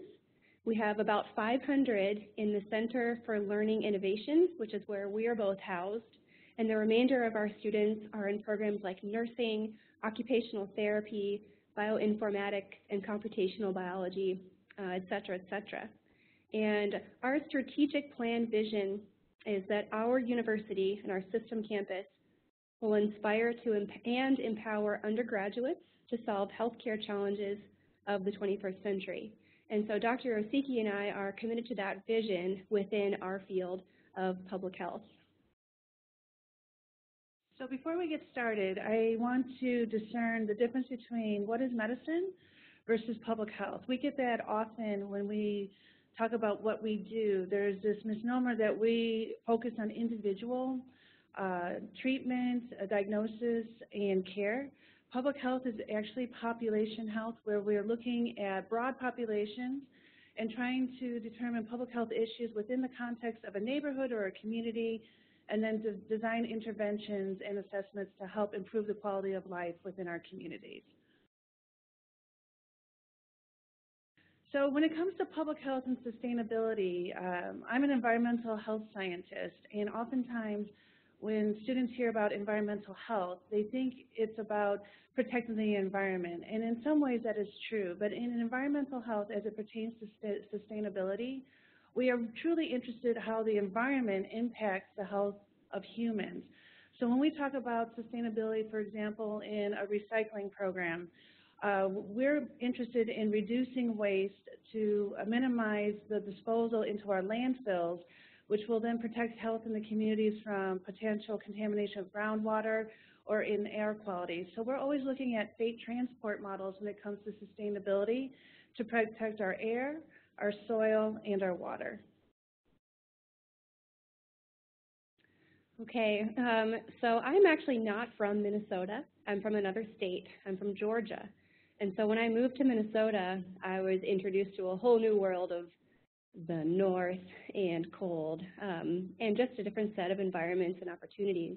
And I preface this next part of our talk with that because I'm going to share with you a little bit about Rochester. Rochester is a relatively forward-thinking city. We're the home of Mayo Clinic, which I'm sure you know. We also have some community programs that we encourage our students to see and get involved in. So I'll share with you some of those as kind of a foundation for what we do with our students and how we encourage them to go and explore their own community, to build their own framework of knowledge for when they either leave this place or they find something here in our community that keeps them here and maximizes their student potential. So a few things we'll talk about our community. You probably know this too. In 2015, our mayor, Ardell Brady, read a proclamation that Rochester We'll strive to set a goal of 100% renewable energy by 2031. We don't know if it's possible, but we do know that it has gotten our community partners and our businesses to start thinking in that direction, which is exciting for us. Our largest energy provider in our community, Rochester Public Utilities, has implemented a community solar program, and they also really recognize the work of community stewards and students at both the high school and college level with their Environmental Achievement Awards annually. I attended those just last week, and it was really exciting to see a utility provider so ingrained in our community. Our Olmsted County Waste to Energy facility is also very exciting. It reduces the volume of waste that goes into our landfills by about 90% and has extended the current life of our landfill by about 50 years. So these are just a few little examples of the tangible things that we encourage our students to experience as they expand their knowledge of population health and grow in what public health actually is. So now I'll present a showcase of some of our examples of programs that we have developed for our students to maximize the partnerships we've created and to get our students just out of the classroom and learning in brand new ways. So before I talk about the picture on your screen, one of the things that we encourage our students to do is leave the classroom. On the first day of class, in our environmental health and justice class, we leave the classroom right away. If you know Rochester at all, or many parts of southern Minnesota, a lot of us live on floodplains, and Rochester, Minnesota is actually on a floodplain. We've had several significant floods in our history, and most of our students walk by this massive flood prevention infrastructure every day, and they don't know what it is. So as public health practitioners and advocates for prevention, we take our students out on the first day of class, and we hold our class kind of on top of part of this massive flood prevention infrastructure that runs right through our city and contains our river and diverts water constantly every day. So on day one, we're outside, we're doing things with students that kind of free them to think outside of the classroom and start applying the concepts that they learn in their textbooks and with us. So if you look at the picture on your screen, this is part of a program that we started called Eco-Literacy School. And it's a program that we created with a local high school. The high school is Pine Island High School. It's about 20 miles north of Rochester. And Pine Island High School is a Project Lead the Way high school. If you have kids who are in Project Lead the Way classes, it's a special funded program, and they actually have Project Lead the Way for health sciences. So we thought, what a great idea to start creating connections between our students who are in health science higher education and high school students who are taking these really intense classes through Project Lead the Way in health sciences. So we connected with the high school biology teacher at Pine Island, and we developed an entire away from school mentorship and experiential learning program for our students and paired with high school students. Our students had a couple different responsibilities within this time. Mentorship is one that I mentioned already. And another of the things they did is they actually lived their life outside for 3 days. They built their own places to live, they filtered their own water, and we encouraged reflection. So experiential learning is learning as a reflection on doing. So we encouraged our students to reflect about all these things that are so much harder because they're doing them from the ground up versus what we have in our city that they live in every day. So if you're interested in eco-literacy, it's the principle of understanding natural systems that sustain life on Earth, and then using those principles to build sustainable cities and sustainable living environments for humans. So kind of bringing in the things of the natural world into our built environment and trying to encourage health and wellness in that way. So Eco-Literacy School stands for Students Collaborating in Health-Oriented Outdoor Learning. It was a huge success, and we're really excited for next year to increase the student leadership component, to have students help plan the nutrition plan for the weekend, have students help plan where we'll go and what we'll do. and have students help plan the type of reflective activities that we'll do and get students thinking outside the box a little bit. This is a picture of our students filtering their own water. Every drop of water that they consumed during the trip, they filtered themselves. They had to carry it and tote it up hills and mountains to where we were going. And then we used this as a reflective piece for water scarcity worldwide. So we're scaling up our community programs to a global level where it makes sense to do so, to get students thinking about other populations, other cultures, and other communities other than their own.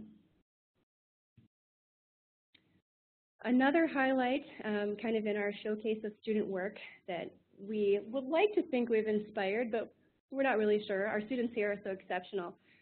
They could probably do just fine without us, but we like to think we have an impact on their lives in some way.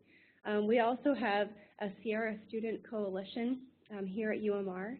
It was founded by one of our students who's actually in the respiratory care program because he's connected his environment with the health of his current and future patients.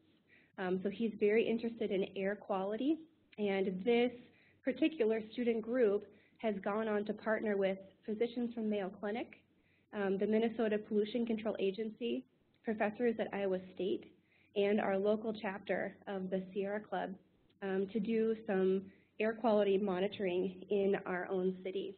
They're in the preliminary stages of this work, but they have some great pilot data that's kicking them off into more programs, more thoughts, and even a manuscript, which they're very proud of writing together. So in continuing with our ways of getting students out and about, Dr. Osiki will share with you some things we've done in our classroom to help our students expand their lens. So we promote engaged learning within our classrooms, trying to get students to think beyond what they traditionally read in a textbook. So we took a field trip to the wastewater treatment plant.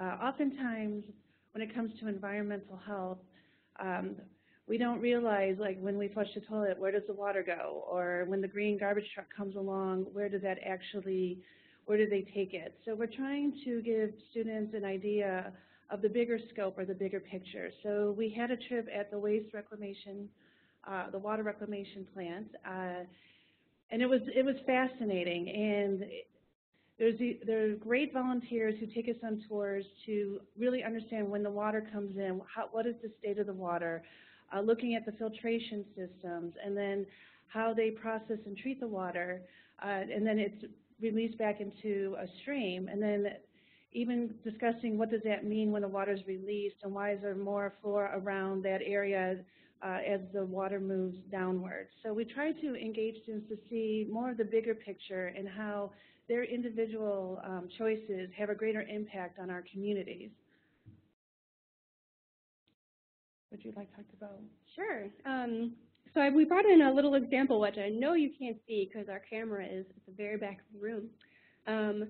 But our students go out and experience these things, and we want to make sure that we're connecting this application to our content and our concepts from the course and from public health. So one connection example I brought in is one of our students catapulted herself off of our visit to the wastewater treatment plant here in Rochester, and she explored the concept and kind of the public health crisis of open defecation worldwide. What this means for children who live in communities and countries where open defecation is practiced widely. Children are more stunted, they experience more malnourishment, etc. And she created a Choose Your Own Adventure book to document the lives of 3 children who live in different areas that practice different kind of scales of open defecation and what the health outcomes of children in the community are like. So one of the things we encourage students is to look outside and then bring it back and then see what they're interested in and really pursue it. So the last part of our student involvement showcase that we'll like to share is Cascade, Meadow, Wetlands, and Environmental Science Center. Our students are very focused on their work, which is excellent, to the point where it's hard for them to see the opportunities that are around them and all the things they can do to be a good steward in their community for the environment and for other people. So we took one of our classes to the Wetlands and Environmental Science Center, and we were met by representatives from RPU, our local utility company. And at this resource, students can engage with all kinds of renewable energy little models and see how things actually work for themselves. So it's really exciting for us to be able to introduce our students to this as a resource and start cultivating this idea that our community is important and our students can not only give to the community, but also use wonderful resources that exist within our community or wherever our students decide to go. Thank you. We hope that you incorporate public health as an idea within the sustainability model, and thank you for letting us share about the great opportunities our students have here at UMR.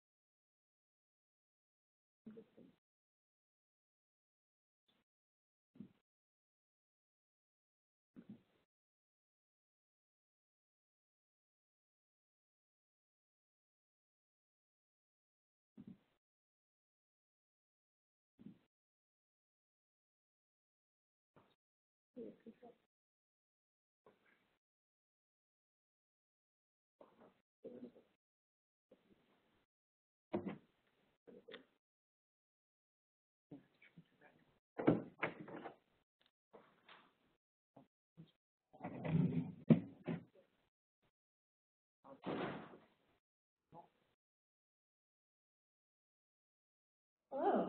Thanks everybody for being or running a little behind. We have some people that are planning to talk later in the talk that have class at noon. So we're going to change the order of the slides around a little bit. So we're going to start with some student reflections about sustainability projects that they worked on. And so we're going to start with Heidi, and I'll go to your slide.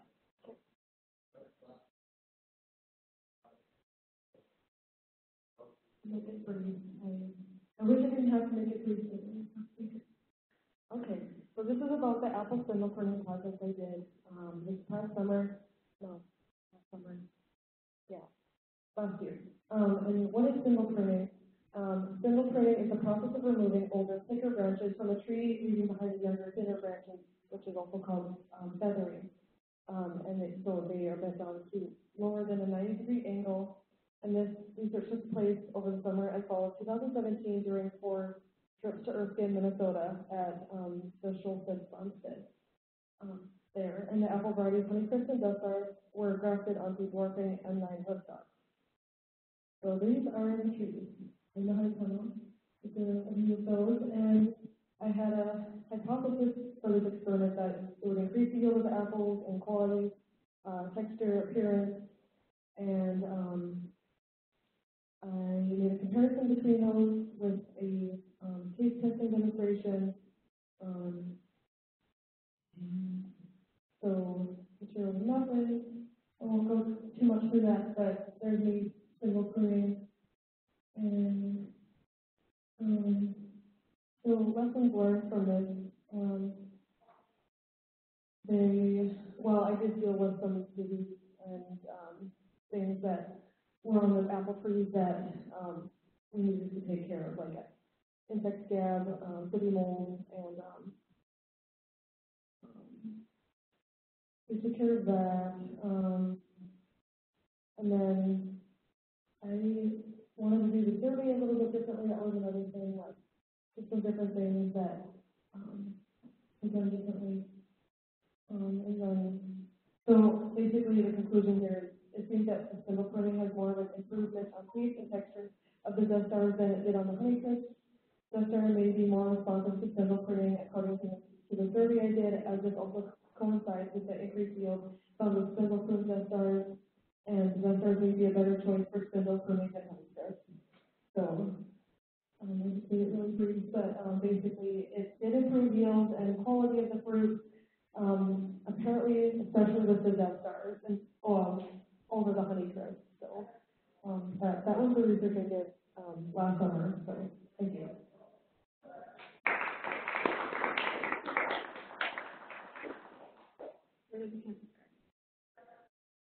Rick, do you need to? Okay. Do you want to go now or?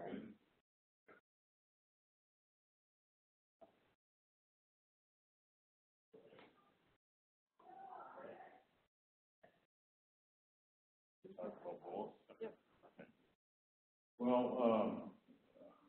I'm not really prepared for this. I'm just going to give you the little lowdown here. We've got a couple of projects going on that we're working with the horticulture program area, and some guy in that department had a crazy idea that he wanted to have some fish on campus. And we set up an aquaponic system using some old hydroponic materials that we had and bought some new stuff. And in July, we added 50 tilapia fry to that system. And most of them are still swimming today. We lost a couple due to just stress and whatnot, but I think we got about 45 to 48 in there. We can't catch them. They swim really fast, and I haven't gotten my fishing pole out yet, so they're not quite that big. But they've grown from that fry size to about 3 inches long or so. We got one in there that's, I don't know, the alpha fish or something. It must be about 4 or 5 inches, but they're doing fine, and we've had some lettuce and such, some leafy vegetables in the hydroponics section of that, but we're planning on expanding that this semester and including some other cropping, like maybe some tomatoes or some beans and stuff that the students want to do. We have grown from just a couple of students and myself into a kind of a multi-departmental project with Dr. Shostel and some other students. So we've got quite a few students involved in this.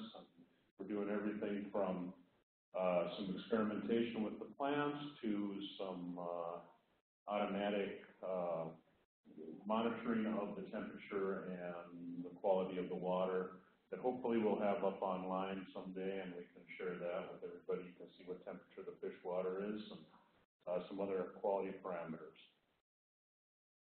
Let me just, wrong way. There it is. I also manage our campus garden here, where we produce produce mostly for Syllabus, our food service provider. We've got about a 3/4 acre plot just on the north side of campus.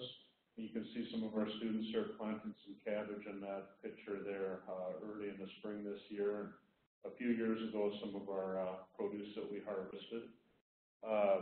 We've also got a 24 by 72 foot high tunnel that we grow some stuff in, tomatoes and cucumbers and such. And between the last 3 years, we've went anywhere from 10,000 pounds down to about 4,500 pounds, just supplied to Syllabus. In addition to that, we do sell some produce off of campus at our local farmers markets. We've gotten more involved in that. They're happy to have us, and we're happy to be there. Thank you.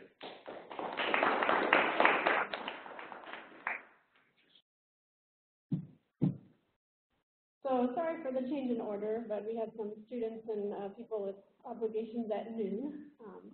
So we're going to start back at the beginning now.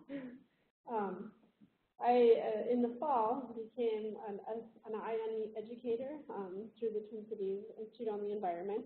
And my project for that is something that I'm calling the Sustainable Life Series. So we're starting to go through and do workshops. So, a student can be involved in one of these projects that you've just heard about, and you'll hear about some more, and they get a deeper level of understanding about sustainability because they're involved in something so deep. Not every student has an opportunity to be involved with something so deep. So the Sustainable Life series are intended to give them a flavor of something that they can do to bring them closer to being able to live a sustainable life. So what are some of the things that we've done so far? The first one we called Tomato Tuesday, and our Tuesdays are moved around a little bit on here. But we had tasting of tomatoes from the campus garden, and then we taught the students how to can those tomatoes. So you can see there Heidi blanching the tomatoes and some other students in there cutting them up and putting them in the jars, and then we processed them, and that was our end product there, all of the tomatoes. And actually, soon, in about a week, we're going to make spaghetti with those tomatoes. So you're all invited to come try that spaghetti. We've also done something, so in our community, not everything is recyclable as you would expect. So we did a brown bag called the Golden Eagle Reuse, Recycle, and here we learned what is and what is not recyclable in our community. So you can see here, the guy in the red shirt there, his name is Greg. He's the one that carries our recycling to the transfer station in town, and he's showing us, you know, this bottle, the bottom part is recyclable, the top part is not, throw it in the garbage. So we want to be better at recycling, and that was one of the goals there, was to teach people how to be better at recycling so that, you know, we don't get recycling lots rejected as a result of having poor quality in recycling. So that was that one. The next one we called sustainability in art. So what we did here, it was the week before finals, and we invited students to come in and have tea that was sustainably grown, fair trade harvested, and at the same time produce some art out of things from nature. And we're using that to, well, we will be using that to decorate in the sustainability office. I'm sitting in my office at the moment, but that was the idea there. We partnered with international programs on our campus, so the teas came from the countries that we're going to be sending students abroad to in this semester, so they got a little flavor of that as we were going through. The next one, which is ongoing, we've done the first step, and the second step is next week, is come and learn how to make kombucha, and what is the nutritional value of that. So we did a presentation, we had our nutritionist Sharon Stewart talk about what is the nutritional value of kombucha, and show them how to make it. And next week, we will be tasting it along with the spaghetti, and having a talk on, which is the next one, buying green, right? So how do you, within your personal finances, buy green products? So the idea here is you make a sustainable purchase, plus some logical decisions about your, you know, bottom line and market and, you know, what you have in your pocket. That equals money for you, and it doesn't matter where you are. So they're the most commonly used dollar signs across the world. So that one is coming February 1st, and we'll be featuring Carol Bowen, who is with our business department. So she'll be doing personal finance piece of that one. Another one upcoming, sustainable building design. This is going to feature two people from our campus, Dave Answorth is our head of facilities, so he'll be talking about on a large scale, how do you have a sustainable building? So more of the picture on the left. And then on the right, we're going to be having Trey Everett, who manages something called the Meadow Institute, which is a green roof, sod building, has a wind turbine place outside of town. So hopefully we'll get to go see that. We'll talk about how you live off the grid on a smaller scale. So between the two of them, we'll be able to do both of those. The date is yet to be determined, so more details later. Another one that should be this semester is from sheep to scarf. So our animal sciences department will be shearing the sheep at a date in April. The date, again, is kind of determined by the sheep and the shearer. So details later. But I have connections to the local fiber group. So they're going to come in and clean the fiber, spin the fiber, and then go to the information and something from that fiber. So that's the plan with that one. So others, we have a million ideas. And if you have ideas or things that you'd like to help contribute, we would love that. Now I'm going to shift to the sustainability project. So I've actually, my intention was to have students talk about this project, and so those that can will. And so we've already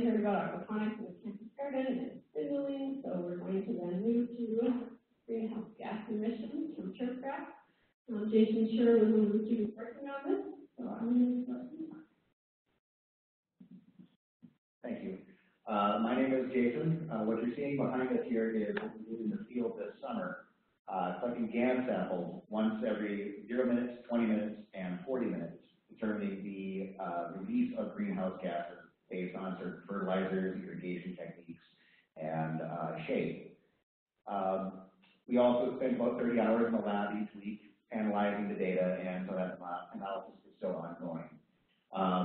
What this has meant for me as a student and as a member of the community is I have gained a new sense of awareness of the impact that we have just manicuring, say, like the turf on a golf course.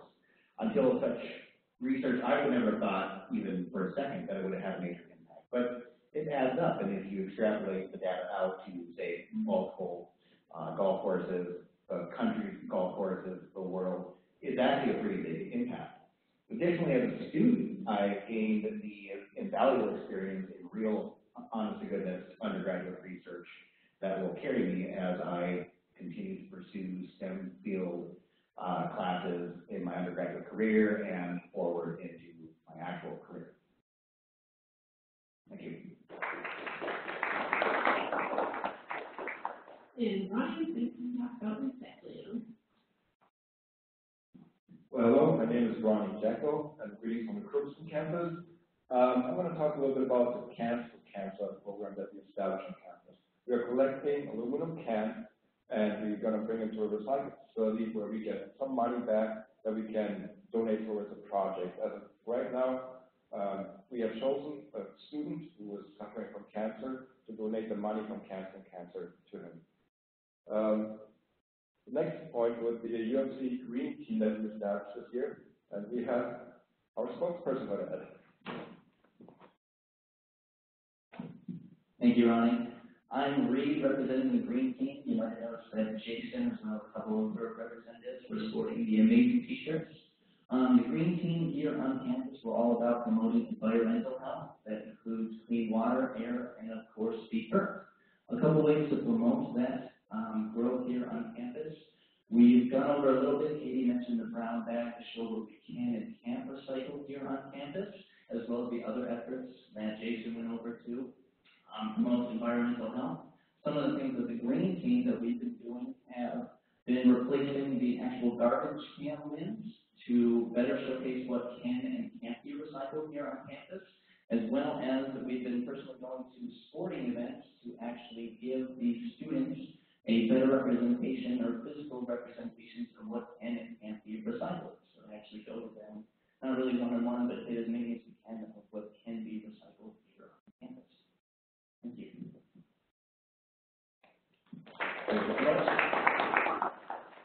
So another thing that was very successful on our campus was the water bottle program.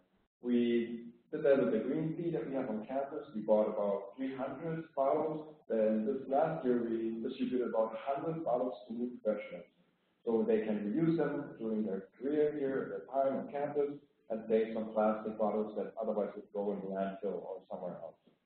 So that was a great program that was very successful on campus. This year also, no, last year, we're already in New Year, we got new signs, new little stickers, and we got about 300 new stickers that we put all over campus on the light switches, and we hope that this will make an impact on the energy consumption on campus. So let's see at the end of the year how that goes. Next, we did another project where we used this graphic and put it on top of our recycling bins to make people aware of the single source recycling program. And we want to be more efficient with it, and they're all over campus, in the dorms, in the departments, and it shows what kind of materials we accept on those single source recycling, and there's no food waste, because that's a big issue for the recycling companies. So next, a new program that we are going to tackle is Call to Recycle. This is a pilot battery recycling program, and it's supposed to begin very soon. So all those little batteries that we use for mouse, computer mouses, or whatever we use it for, right now on campus, they're just being generally thrown away in a general landfill, and we want to change that. We want to get the program that kind of takes those batteries that are bad for the environment out of the general landfill and put it in a recycling program. And this is our newest program that we are working on right now. And it's supposed to be on campus, in the dorms, and in all the departments and classrooms. So thank you all out there. Have a wonderful weekend. And think, eat, drink, and live sustainable. And life will be a green pasture filled with wonders and knowledge. You guys have a great day out there. Thank you so much for listening.